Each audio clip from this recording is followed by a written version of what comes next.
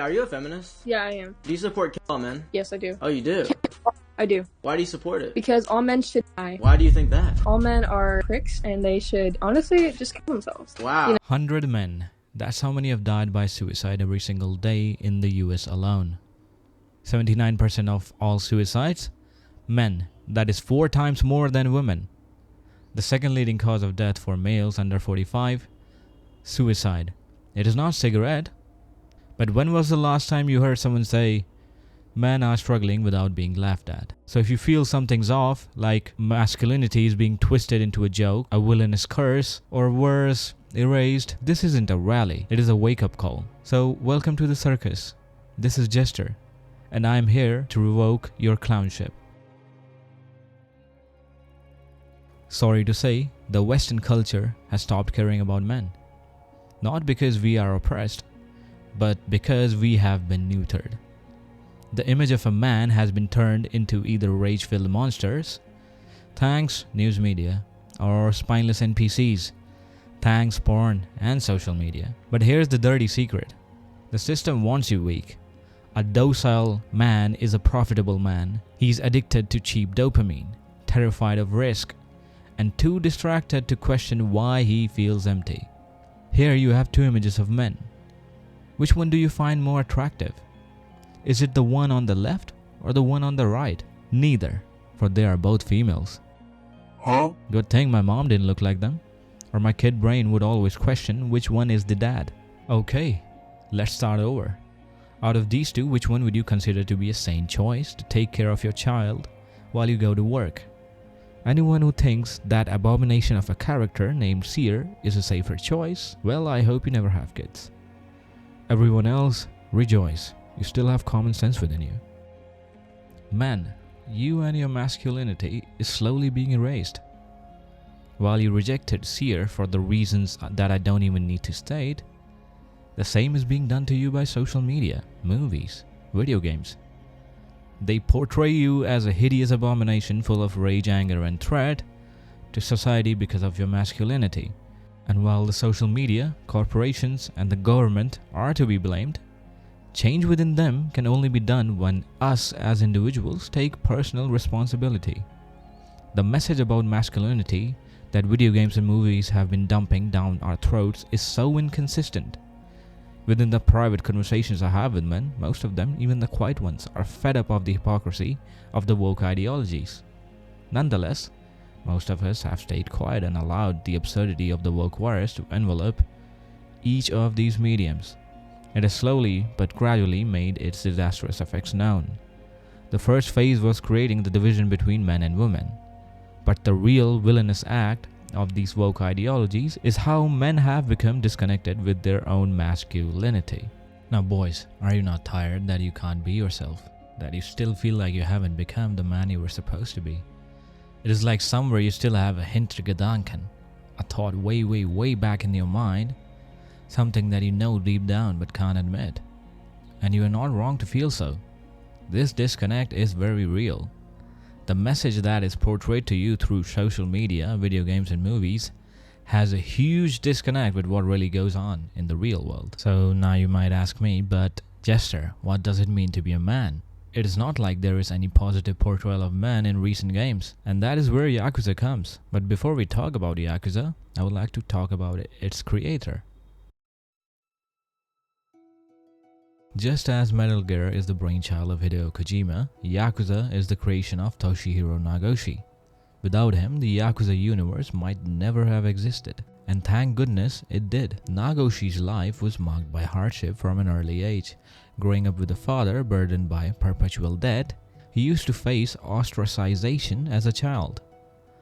Determined to change his fate, he left his small port town for Tokyo, eventually joining Sega. Sometime later, he returned to his hometown in order to repay all of the debt. But it seemed like life had different plans for him. For in a tragic turn of events during his life back home, he had to face an even greater tragedy. A house fire claimed the life of his grandmother, the family member he was closest to.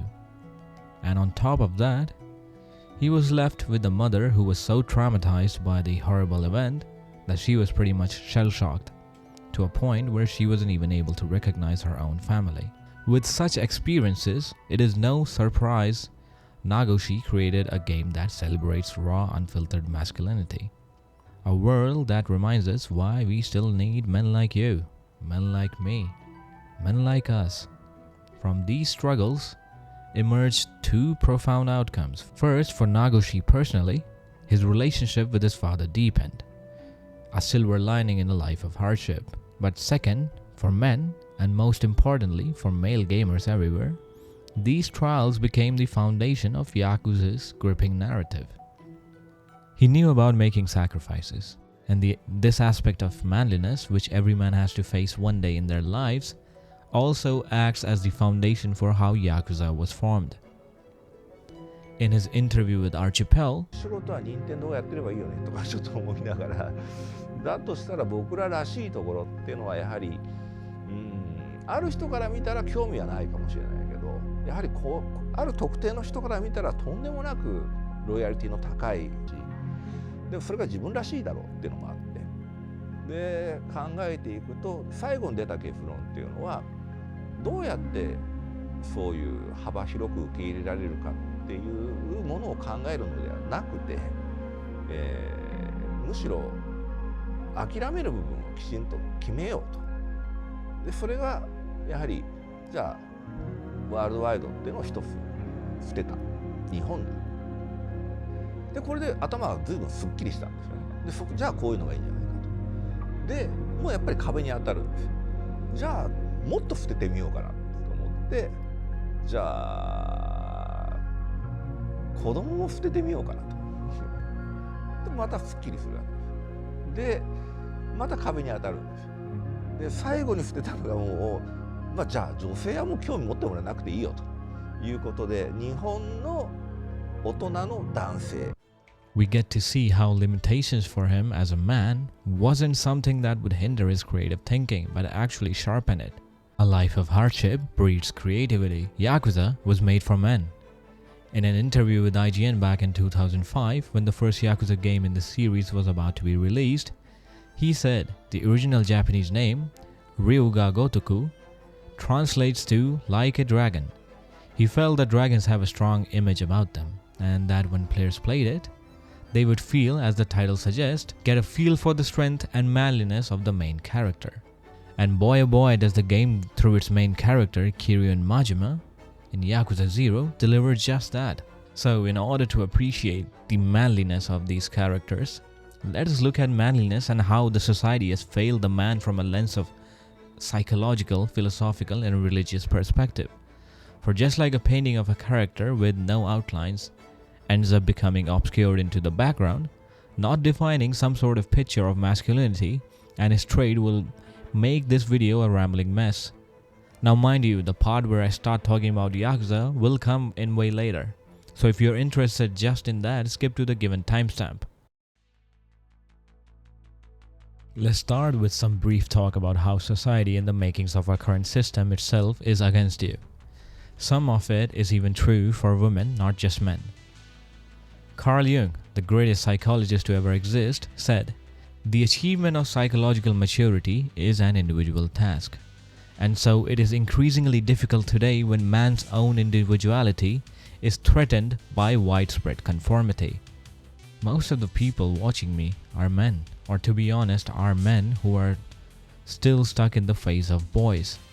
It is no wonder that every single medium, whether it be video games, movies, books, schools, every place under the pretext of inclusion, is inherently leading towards an age of docile young boys hidden underneath the body of an adult grown-up man. The person at the top in control of power is always threatened by young blood, who will adapt to the current times much quicker than they can. For an old tree that has already grown its branch in one direction is unable to change its direction. The one still blooming is much more adaptive to its environment, and just like the law of life, it blesses the young one with change and new things. But why would most corporations and organizations in existence want such a disconnect between the man and himself? The answer, in my opinion, is to turn him into a creature of subservience. Men have always been the forefront bearers of change, and the people at top dislike change, because changes are uncertain. It is like a pendulum that swings back and forth, and these guys want the pendulum to always stay on their side. So they psychologically neuter men, for it is the easiest form of indirect control that these big organizations have used in order to control you from taking over the direction you want your life to go towards. I don't even want to talk about the US education system filled with the LGBT propaganda, because if this stuff doesn't even wake up half of the population, then I don't think my video is gonna make a dent. But I will talk about one crucial thing that the education system has absolutely ruined for men: decision making. In the education system, since the start, you are taught how to be a perfect instruction following machine. But once you are done with the education and finally out of the system, most of us with this newfound freedom are completely lost on what to do with this time. Why? Because most of us were never taught how to think for ourselves. Instead, we were always told what to do with ourselves. So now the ones who are happy with their jobs are few, the rest who have the job aren't happy and are feeling miserable, stuck in a rat race they did not even know they were participating in, and the others who missed out on both neither have money nor a goal. Nonetheless, this cycle keeps on repeating, and the majority of people wonder if the grass is greener on the other side. It's like a situation of a shoemaker who wanted to be a poet, but is stuck making shoes, and a poet who wanted to be a shoemaker but is stuck writing poems. And I can't tell you how often I have ended up talking with people about this thing, where they are stuck in a system they were brought up thinking it would bring them something great, but only to feel disappointed later on. They kept saying they are training you for the real world, but the moment these kids go out there, they feel like they know nothing. However, now they can't back out because of the education loan, mortgages, rent, family responsibilities, and in my heart I weep for these souls. For I can see they will never have this moment again, this youth again, this life again. Nonetheless, they have to put a smile and go back and take a beating in the form of an office job, stuck behind a cubicle, stuck around people who just like him are looking forward to a weekend, only for a weekend to arrive and then dread that it will be over soon. It is a privilege in today's world to have a profession that you always wanted to do. That is true. But the way I see it, most people don't even know what their calling in life was, because if they knew, they at least had some chance of fighting for this privilege. But the way it is right now, most people don't even have the courage to think for themselves and their calling, because every opportunity that you had, someone already had told you what was best for you. And then there are countless psychological tactics these big corporations use on your mind in order for you to spend more time on their stupid app, so that you can keep watching advertisements, keep being a good little sheep, while these wolves under the sheep's clothing keep selling you bullshit you never even needed in the first place. The reason you can't take responsibility for most of the things in life is simply because you waste not only time, which itself is the most important thing in this life, but also the essence of energy that allows you to interact with this moment in time. Your semen. You waste it like you are a milking cow, only that there is no one to receive it. You can't even take control of your own body. The thing that you have most control over is the one that is least controlled. It is no wonder you feel lack of energy, lack of love, anxiety, depression, God knows what. Most boys, and just to be clear, when I said boys, I also included 30-year-olds and so-called men who think, meh, it's fine. But I say to all of you, why not just prove it to your own self that you can do something if you want it? It won't cost you a penny, so why not just stop watching porn and you don't fap yourself into oblivion, and instead try to go into full no-fap for, let's say, 90 days. But if that is impossible, 30 days, and come back and tell me in the comments what was your experience. It is not something you need to do for the rest of your life. For in the words of Loudermilk's dad, how do I know if I'm not really an alcoholic? Don't listen to this idiot. You're all alcoholics. Just do what I do. I quit drinking for 1 month every year just to test the brakes. If you can do that, you're not an alcoholic. I've got 5 weeks under my belt right now. Then you're not an alcoholic. I've been sober for 9 months. Then you are definitely not an alcoholic. The longest I ever been clean is 5 days. Huh. Well, you may have a problem, chicken fucker. why not try to do this and see if you're addicted to porn or not? If your mistakes are based upon someone else's choices, The learning is also someone else's. Why not get your own wisdom? Have an experience about whether all of our ancestors, great men, athletes, sages, were truly giving some advice on how to be great. Test if they were actually spouting nonsense, or see for yourself why everyone advised men to go for semen retention. You can't change anything unless the very foundation is built with care, love, and consideration. Because these corporations are never gonna change unless some mythical shit happened. For they are profiting off of you like a golden goose.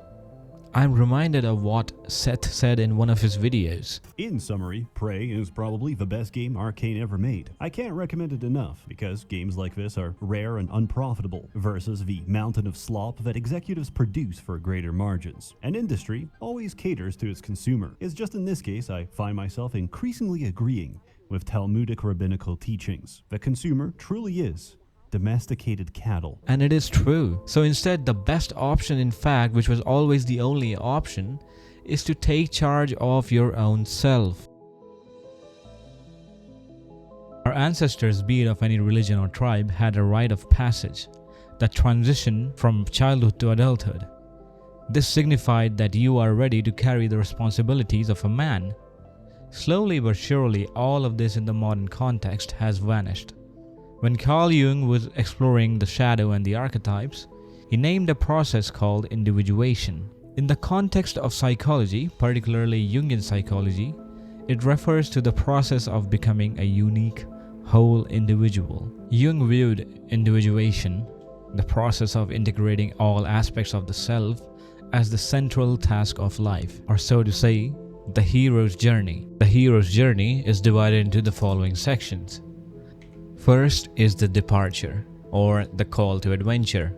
The ego senses a need for transformation, something which will disrupt his normal world. So what ends up happening is it prompts him to go on a journey inward. The second is initiation, or trials and revelation, as it's called. The hero faces various challenges, encountering the shadow, and ends up meeting various mentors on this journey, which allows him to undergo a transformation. And then finally, his return, or we can say the integration. The hero comes back home with a deeper sense of self and new wisdom. Mind you, not knowledge, wisdom, integrating unconscious content into consciousness. In religious context, this rite of passage was the start of the hero's journey, the individuation process for the men to go on to adventure and experience for their own selves what it means to be alive. Alan Watts brilliantly explains this process. That I know me only in terms of you. And that the main task of the psychotherapist is to do what he called to integrate the evil. To, as it were, put the devil in us in its proper function. In other words, in the same way as in the drama, to have the play, it's necessary to introduce a villain. It's necessary to introduce a certain element of trouble. So, in the whole scheme of life, there has to be the shadow, because without the shadow, there can't be the substance. So this is why there is a very strange association between crime and all naughty things and holiness. You see, holiness is way beyond being good. Good people aren't necessarily holy people. A holy person is one who is whole, who has, as it were, reconciled his opposites. And so there's always something slightly scary about holy people. And other people react to them in very strange ways. They can't make up their minds whether they're saints or devils. And so holy people have throughout history always created a great deal of trouble, along with their creative results. Take Jesus, for example. Trouble that Jesus created is absolutely incalculable. Think of the Crusades, the Inquisition, heaven only knows what's gone on in the name of Jesus. Very remarkable. Freud's a big troublemaker. Jung had a tremendous humor. And he knew that nobody can be completely honest. That you will try and you'll have a great deal of success in exploring your motivations and your dark, unconscious depths.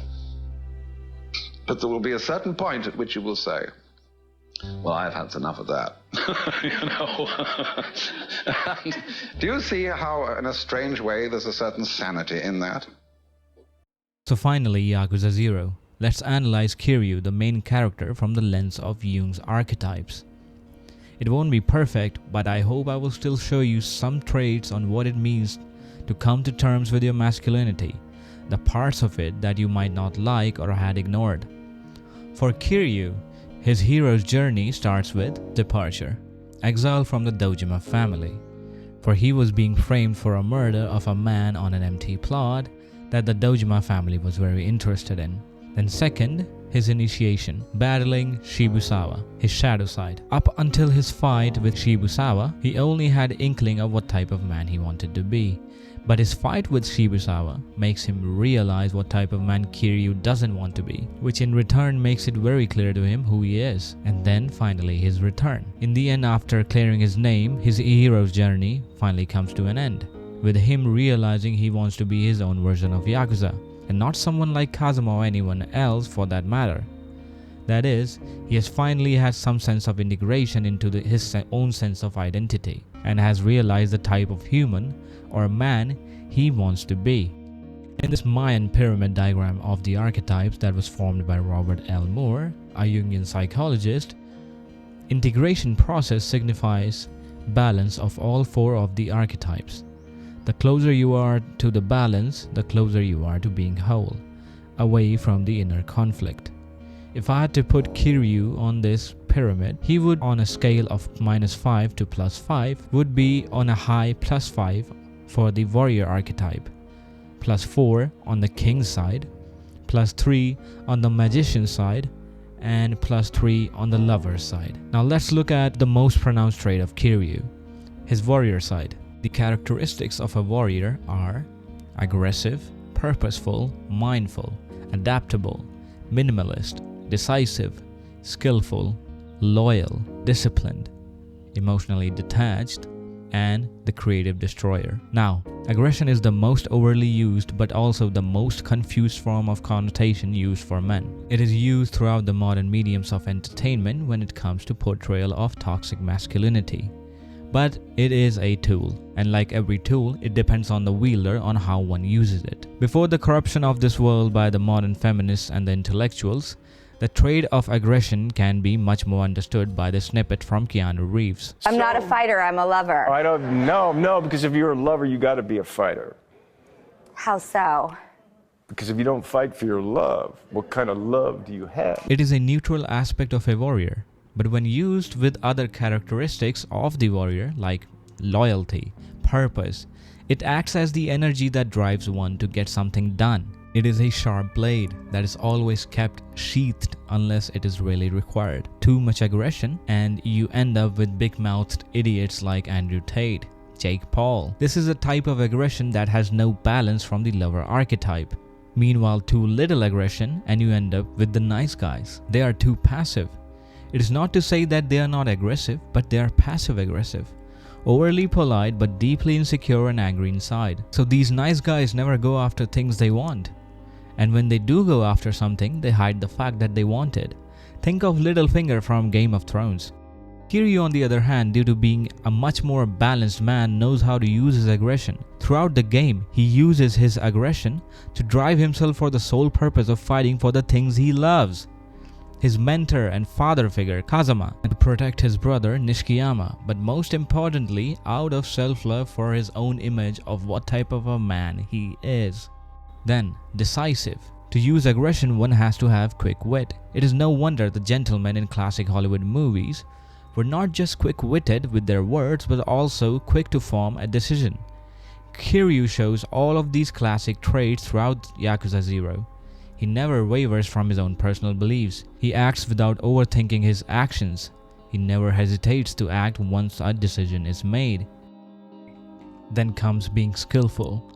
To wield aggression and have faith in one's decision He needs to know how to use it. Kiryu knows he is strong, and it is also why he's able to make these decisions, make effort aggressively in order to not just protect the people and his loved one, but also stand for what he thinks is important. The reason men of today's in some sense can be called toxic is simply because they were divided from their innate nature, the nature that comes with being born a man. A chef needs to know how to use a knife, but to not allow him to use one because it can harm someone is exactly the kind of logic that is used against men and their masculinity. Aggression is a skill. Getting to know this breeds creativity. Suppression is the killer of humanity. So man should be taught how to transform this energy into things like art, music, dance, and how to focus this towards his profession. Emotionally detached. While Kiryu is emotional when he is with his loved ones, deeply caring for their well-beings, when he's needed to take action, he is emotionally detached. Kiryu would never be able to take actions throughout the Yakuza 0 if, for example, during his fight with Shibusawa, he started worrying about Nishiki. A true warrior knows the correct place for emotions, and when he emotionally detaches himself from his loved ones, he doesn't do it out of malice or fear, but out of a place of understanding, in classic sense of a stoic person. They are in control of their emotions, which is why they can also see when these emotions might lead them astray. Finally, the creative destroyer. While the warrior is the archetype of destruction, just like Shiva, the destroyer god of us Hindus, he is also the bearer of creating space for everything new. The Dojima family was becoming more and more money hungry, due to which countless lives were being threatened, including Kiryu's himself. So each action of Kiryu's, due to his balanced warrior aspect, acted as a force of not just creating space for new people, new positions, and new leadership, but also to root out the evils that had corrupted the old foundation. The shadow side of the warrior are people who are either the sadist or masochist. Andrew Tate being a sadist, Destiny being a masochist. Now, moving on to the other archetype, the lover. It is the archetype of emotion, feelings, idealism, sensuality, and gentleness. Don't confuse gentleness with being soft. Being gentle, you have a woman's touch when it comes to caring for others, but also a deep respect for everyone you care for. Being soft just means you are a man without a spine, a coward, so to say. The lover knows when to enjoy life, for at the end of the day, what is the use of manliness if you can't enjoy yourself? Look at Kiryu. He likes singing, so he enjoys karaoke. Does it make him soft or weak? No, it makes him gentle. It makes him much more interesting, for he knows when he's not in the battlefield. He's not an ultra macho man. This lover archetype makes Kiryu more human and approachable. It is the reason characters throughout the series come to care for him, for under the exterior of a warrior lies a man who just wants to live. It is the integration of the lover archetype that gives a man a sense of fulfillment, the feeling of being content, for he knows how to enjoy what he has without dwelling on what he does not. When one can't initiate this lover's archetype, he might fall into the shadow side of the addicted lover, forever searching for that one thing, that one person or experience that will make him feel truly alive. Or the impotent lover, who are bored with their lives, unable to enjoy it anymore. A non-existent libido, just like their sex life. This one is actually a major cause for relationship issues in marriages, for they become too disciplined. An example of an addicted lover would be Peter Parker from Sam Raimi's trilogy of Spider-Man, or Jay Gatsby from the Great Gatsby movie. Impotent lover might be someone like the main character in the 40-year-old virgin movie. But don't get confused that if you have integrated the warrior aspect, every other aspect can be left aside. Just like a car needs 4 wheels in order to function properly, all 4 archetypes have to be balanced. The reason I chose to talk about the warrior archetype and lover's archetype in depth is because that is the one that I see men in today's era lacking the most, and the ones that have tapped into the warrior archetypes might have completely left other 3 archetypes. The same is for the lover's archetype. At least having initiated in one of the archetypes along with the other 3, and having a healthy balance of all four is a must for being truly masculine. Just for a basic example, the men on the left might be tapping into the lover's archetype, but because their warrior aspect is completely suppressed, they are also quick to anger and become toxic. It is because they do not know how to control the aspects of their warrior side. Meanwhile, men on the right might have tapped into their warrior archetype, but because their lover archetype is underdeveloped, they might show lack of empathy or gentleness, being overly arrogant, which are not healthy traits. Now, I won't be going further into other archetypes for this video, which is the magician and the king, for the video will become overly long and I don't want to do that. But I will end up leaving some resources that might help you understand more about archetypes, masculinity, and yourselves. So, for knowing more about archetypes, go through Robert L. Moore's lecture on YouTube. It is one of the major resources that expanded on Jung's work, and also one of the major resources from this video. Then for the nice guys out there, No More Mr. Nice Guy by Robert A. Glover. It is a healthy book that tells you the fallacies of being nice and the difference between being nice versus good. Go read it, it is a really helpful book for today's generation. For the men who have trouble with women, yeah, I know this is gonna be a cliche to go ahead and read a book, but read The Way of the Superior Man by David Deida. Yeah, you will thank me. For the men who feel like lacking in the magician department or feel out of touch with their inner spirituality and wisdom, Alan Watts, the book on the taboo against knowing who you are. This is one of my favorite books, and this is actually also one of the books that's made me start my journey into spirituality. For the emotional ones, read up some book about stoicism. I'll recommend Marcus Aurelius's Meditations, but some say it is pretty hard for beginners. So look into it if you find it interesting. Next, for meditation, pick up any meditation technique from 112 meditation techniques that Lord Shiva gave us. There would be a link in the description that also explains each technique in order to know if it is the one for you. Also, please, regardless of whoever you are, do start meditating. Give yourself just like 10-15 minutes at least in the beginning to understand what sort of feelings and emotions or thoughts you are actually harnessing inside yourself every single day, so you get some sense of what you're actually fighting within you. If you're interested in what sort of meditation I use, the meditation I do is a simple one, which is also the first one in the 112 meditation techniques, which is basically you sit in any posture with your back straight, and then you close your eyes and start meditating. And now what do I mean by meditating? You basically sit quietly without moving and start focusing on your breath. When you breathe in, your belly goes out. When you breathe out, your belly goes in. And this, you keep on focusing on this particular aspect. And the moment your mind starts bringing in thoughts and you drift away, the moment you catch yourself doing this, you gently bring yourself back on to the breathing. And you repeat this process again and again and again and again. What ends up happening is sooner or later, you will come to a point where whenever you're drifting in your everyday life, you will catch yourself and be able to bring yourself back into focus. Now, this is only the benefit of focus, but the major benefit in long-term usage would be that you will come to a point where you don't indulge in thoughts.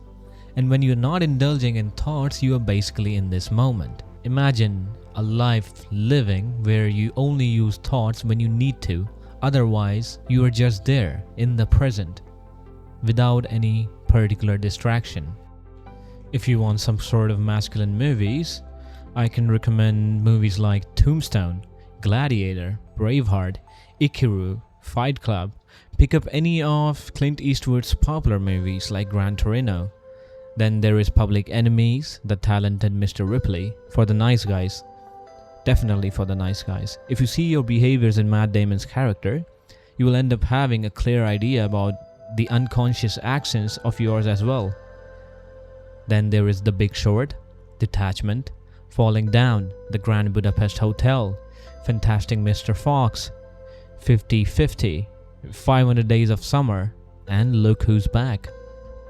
Some anime or manga: Vagabond, One Punch Man, Vinland Saga, Kingdom, Berserk, Monster, Hajime no Ippo, Haikyuu, Cowboy Bebop, Rainbow. Some poems: Rumi's Rise Up, Seize the Secret by Umar Khayyam, Rudyard Kipling's If, The Mystery of Love by Rumi, Do Not Love Half Lovers by Khalil Gibran, True Manliness by James F. Clarke. Aside from books, please work out. If you can't work out, run. If you can't run, just go ahead and take a kilometer walk. You will be thanking your body. A healthy body leads to a healthy mind. A healthy mind leads to a healthy body. I can't emphasize how important it is. Aside from working out, start doing some things that will help you take care of stuff, like watering plants, gardening, cooking. Now you might tell me, what is masculine in this? But I will tell you, this is the type of stuff that will let you initiate your lover's archetype. A man who knows how to water plants, knows how to garden, basically stuff that allows you to have some sense of what it feels to take care of something. You will become so charming in someone else's eye, especially the opposite gender, because you know how to get stuff done. You know how to take responsibility of little things. It is no wonder one of the most masculine images in the older days was a man mowing his lawn. Then there are also hobbies. Pick up singing, dancing, drawing, or any instrument. Whatever fits your boat, pick up some hobby. If you can't enjoy your own company, it will be very hard for anyone else to enjoy your company as well. Then go ahead and read some books on finances. For beginners, Rich Dad, Poor Dad is a good one for building a mindset towards it. For ones who don't like reading books, listen to Alan Watts or Osho. For my Indian folks, go listen to Osho's Hindi discourse on the teachings of Buddha, named Ace Dhammo Sanantano. This will help you into tapping your magician side, or even the king's archetype. Now this is all of the stuff that you can do. For some don'ts, please stop doom scrolling. Stop mindlessly spending time on social media and YouTube whenever you are bored. Instead, use up that freed up time with engaging in any of the above activities. And most importantly, and I can't emphasize it enough, please stop fapping. You need energy to engage with all of these activities, and dedication and willpower. Porn will kill all of it for you in a single shot. And I would like to end this video by saying, remember, slow is fast. That is the life. The fastest path towards something is the one that you can actually do. Don't overwhelm yourself in trying to do all of these things all at once, except fapping. That is non-negotiable. Everything else, add it into your life in accordance with the life's requirement. So yeah, if you enjoyed and found all of this helpful, please like and subscribe. Let me know if you want me to talk more about all of this stuff. If yes, I would make one talking about the mindset required for individuation of masculinity, going much in depth into it. And be free to make your own mistakes. Peace out.